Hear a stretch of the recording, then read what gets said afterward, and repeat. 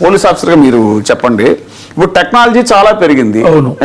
ఇంత టెక్నాలజీ ఒక పాప అదృశ్యం అయితేనో లేకపోతే ఏదైనా ఇలాంటి దాడులు అవి జరిగితేనో వీటిని ఫైండ్ అవుట్ చేయడానికి, లేదంటే ఇప్పుడు రీసెంట్గా ఆ సాయికృష్ణ కస్టడీ డెత్ కేసులో చూసాం మనం, అసలు సీసీ ఫుటేజ్ మాయమవటం ఏంటి, ఇవన్నీ కూడా ఎంత ల్యాప్సెస్ ఎందుకు ఉంటున్నాయి పోలీస్ డిపార్ట్మెంట్లో. ఫలితంగా ఏంటంటే ఇప్పుడు కేంద్ర హోంశాఖ ఇచ్చినటువంటి తాజా నివేదికలో 26th ర్యాంక్కి ఏపీ పోలీస్ డిపార్ట్మెంట్ యొక్క పనితీరు పడిపోవటం అనేటువంటి, దీన్ని ఎలా చూస్తారు మీరు ఒక మాజీ పోలీస్ అధికారిగా? పోలీసులను వాళ్ళ పని చేసుకోవడానికి అలౌ చేస్తే, ప్రజాస్వామ్య వ్యవస్థలో రాజకీయ నాయకులు అలౌ చేస్తే మంచిగా చేస్తారు. వాళ్ళ పని చేయనీరు, పని చేయకుండా ఇన్వాల్వ్ అయిపోయి పార్టీ జాన్ యాటిట్యూడ్లో బిహేవ్ చేయాలి. వాళ్ళకు నా మనిషి నీ మనిషిని బ్రాండ్ వేసి పోలీసులు తీసుకొని పెడతారు. ఆటోమేటిక్గా బదనాం అవుతుంది, పోలీసు వ్యవస్థనే బదనాం అవుతుంది. సాయికృష్ణలో కూడా ఏం జరిగింది, అక్కడ డెడ్ బాడీ చనిపోయిండు, స్టేషన్ పైన పెట్టిండ్రు, తీసుకుపోయిండ్రు, కాల్చి పడేసారు మళ్ళీ ఎక్కడో. అది దాన్ని వాళ్ళ మదర్ వచ్చి మొత్తుకుంటే కూడా డిటెక్ట్ చేయాలి. అంటే మరి ఇది బ్యాక్గ్రౌండ్ ఏంది అనేది క్వశ్చన్.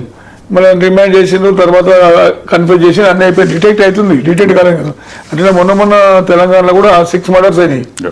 అది ఫెయిల్యూర్ ఆఫ్ ది పోలీసు అని చాలా మంది ప్రజాస్వామ్యవాదులు వాళ్ళందరూ కూడా మాట్లాడారు. అది 100% కరెక్ట్ లేదని నేను. కాకపోతే రాజకీయ వ్యవస్థ ఇన్వాల్వ్మెంట్ కూడా పోలీసులో ఉండొద్దు, అటానమస్ ఉండాలి పోలీస్ డిపార్ట్మెంట్. కానీ నా పర్సనల్ ఇంట్రెస్ట్, పర్సనల్ అంటే స్వతంత్ర ప్రతిపత్తి ఉండాలి.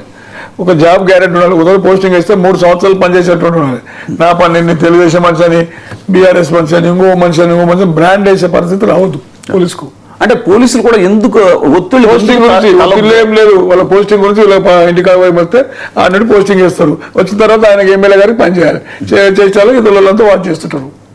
అట్లా అంటే పోలీసు రాజకీయ వ్యవస్థలు, ప్రజాస్వామ్య వ్యవస్థలో రాజకీయ నాయకులు గౌరవించాలి. నేను ఉండలేను, ఎందుకంటే ప్రజలకు బాధ్యత రాజకీయ నాయకులే కనుక వాళ్ళ మాట వినాలి. న్యాయం ఉంటే చేయలేని పరిస్థితి ఇంటికన్నా పోయి చెప్పిన ఒకసారి ఇది కరెక్ట్ కాదు, మేము చేసే పరిస్థితి చేస్తే మీరు బదనామని చెప్తే ఏ రాజకీయ నాయకు కూడా పోలీసులు ఒత్తిడి పెట్టాడు. మా వాళ్ళు ఎక్కువ తక్కువ చేసి భూతాలు వేసుకుని కాల్చుకొని తిరిగితే ఇట్లయితే బదనామా అయితే 26 ర్యాంక్ వచ్చింది. 26 ర్యాంక్ అంటే ఏంటి, జస్ట్ 3 తక్కువ. ఇండియాలో లోయెస్ట్ పొజిషన్కి వెళ్ళిపోయింది ఆంధ్రప్రదేశ్. అట్లా ఇంకో సైంటిఫిక్ ఇన్వెస్టిగేషన్ కూడా యూజ్ చేయాలి, ఇన్వెస్టిగేషన్ మీరు డిటెక్ట్ కావడానికి. తర్వాత సైబర్ క్రైమ్స్ ఉంటాయి, ఇంక్రీజ్ అయిపోతున్నాయి. మహిళల మీద అత్యాచారాలు ఇంక్రీజ్ అయిపోతున్నాయి.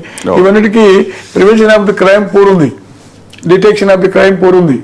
ఇవన్నీ డేటా చూస్తే పూర్వందుకే మనకు గ్రేడింగ్ లో 26 ర్యాంక్స్ ఇచ్చింది. అట్లా అది అదే ముఖ్యంగా ఈ బిఎన్ఎస్ సెక్షన్లు పెట్టడం అనేటువంటి దీన్ని చాలా దుర్వినియోగం అవుతుంది. బిఎన్ఎస్ సెక్షన్లు బిఎన్ఎస్ సెక్షన్ ఏం జరిగిందంటే ఎస్టీ యాక్ట్లు పెట్టడం కానీ దుర్వినియోగం చేస్తుంది. కరెక్ట్, అది చేసిన తర్వాత ఐఓ ఎవరండి, పోలీసే. యాజ్ పర్ ఫ్యాక్ట్స్ పోతే దుర్వినియోగం ఎట్లయితే కాదు. కంప్లైంట్ ఇచ్చినప్పుడు ఏది ఇస్తారు, కేసు కట్టాలి, తర్వాత డిలీట్ చేయొచ్చు కదా.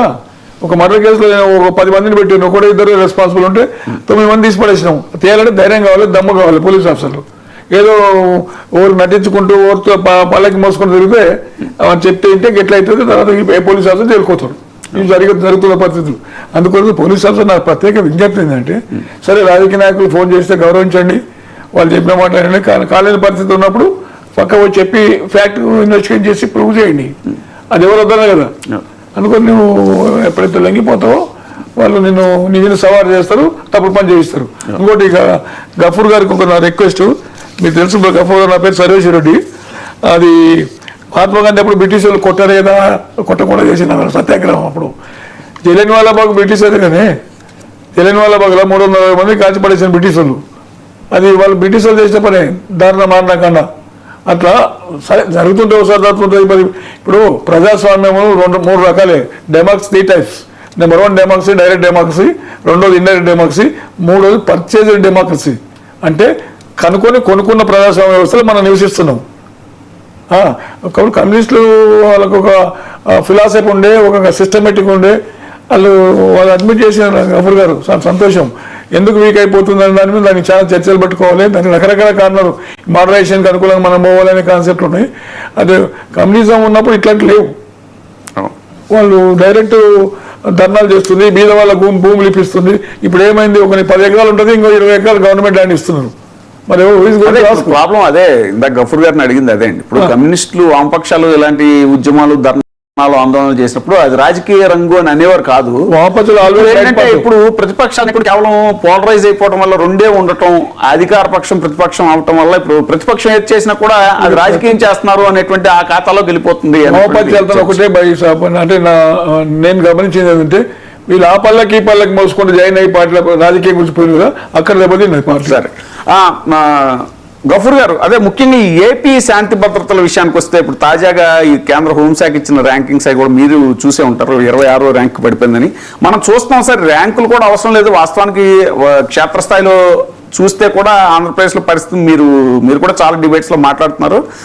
ఏంటి సార్ అసలు ఆడవాళ్ళ మీద జరుగుతున్న దాడులు కానీ వీటికి ఎందుకు మరి ప్రభుత్వం ఇంతలాగా ప్రేక్షక పాత్ర వహిస్తుంది అనాలా ఏమనాలి, మరి ఎందుకంత